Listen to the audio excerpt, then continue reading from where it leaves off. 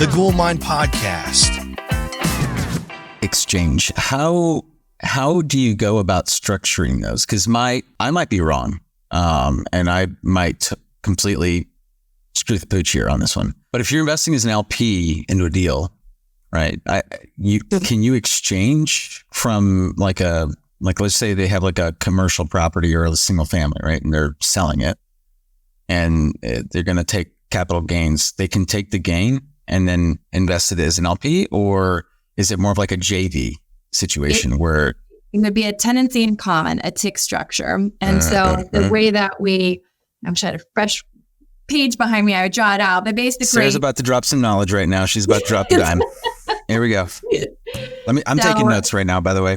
Okay. A syndication is, it's an LLC, right? And so the syndication has the investors inside of it, and it acquires the entire building. What you can also do is say, okay, instead, this building is 90% owned by the syndication and 10% owned by Danny's $3 million 1031 exchange from his hotel that he sold, and he wants to roll his money and avoid taxes.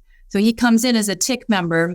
And then what we do is put an overarching asset management agreement around the whole thing that actually puts that tenant in common. So in this example, Danny and his $3 million, we say, but you need to sign this agreement that says we are the asset managers and you are completely decisionless.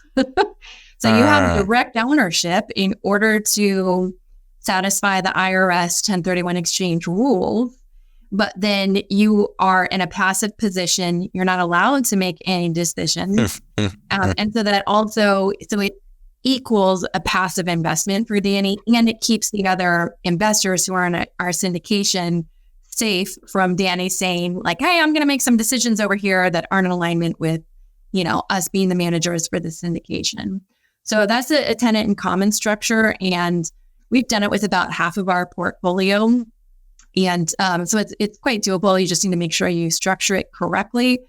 And the two most important things when I say correctly is you want it to work according to the IRS for the 1031 exchange investor. And then second, you want to make sure that you're protecting your other, 50 investors that might be in the syndication with that overarching asset management agreement that says actually, Sarah has ultimate authority over everything. And Danny, thanks for putting your money in, but you have no decision power. Well, Sarah, it's true. You learn something new every day, and I just learned something new. That is quite the trick. That's like wow, that's very interesting. And then when we sell it, sorry to interrupt, but then when we sell it, you can 1031 exchange out of it as well. And as so a TIC member. Yes. So then we sell this property, and that TIC member who came in with their $3 million, Danny can go off and do another 1031 exchange after, in 5 years when we sell the property. So it can keep going after that as well. Wow. That's super fascinating. That is super fascinating. And I'm assuming that you can actually do this with multiple exchanges at the same time. Yes. So for example, like if you've got 3 or 4 investors that all are simultaneously exchanging out of their properties, like let's just for ease, right? 10, 10, and 10. They all come in with their own 10% or so. And so you assign them the 10% of the LLC, right? They come in as tenants in common. Correct. I think the most we had on one was 9, and the attorney fees came in at like $90,000 or something. So we're like, I don't know, it's a little extreme. So now we're like, 3's good. 3's kind of the back. Yeah. That is so cool. That is a really, wow. I'm going to keep that one in my back pocket, Sarah. That one's, it's a cool little party trick. So, that's how the wealthy stay wealthy. How the wealthy stay wealthy. And then, some folks are like, hey, I'm selling my commercial property. I have $3 million, but I don't want to put it all into one thing.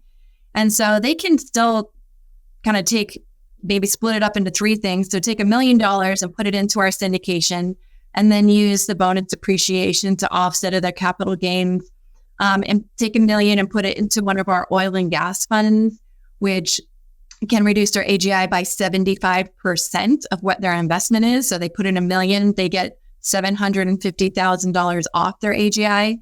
Now, actually, you can only take up to $560,000 off your AGI with this type of investment. So actually the max I would suggest is like 800 into an oil and gas. That's the max of your tax benefit. But there are other things. So the benefit of not doing a 1031 exchange is being able to diversify into tax efficient investments. But you do leave, then you will have to pay some tax. So it's not completely tax free, but you get the diversification. So we work with our higher net worth investors to kind of come up with a plan based on their goals. Because someone might say, this is my nest egg, my $3 million. I don't want it to go all into one place. And other people may say, it's only 10% of my net worth. I'm fine with that 1031 exchanging into one asset. That's fine.